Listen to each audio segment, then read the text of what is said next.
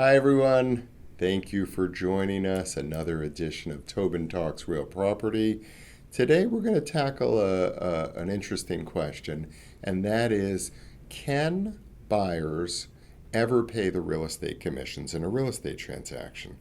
And while almost always the seller pays the brokers the commission, there can be certainly at times where a buyer will pay the commission.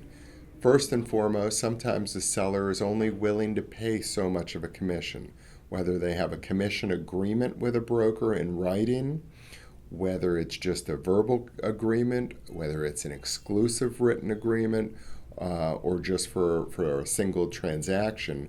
Commission agreements between sellers and brokers should always be in writing.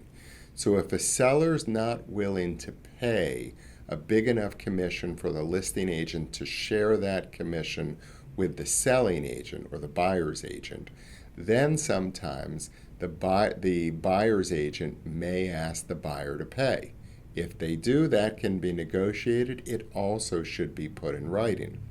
There are also scenarios where the parties will agree that even though the seller is contractually bound to pay both brokers, the sellers and the buyers, that the parties will agree to reduce the price that the buyer pays, and then the buyer will pay the broker. That's generally done in bigger transactions to show a lower purchase price.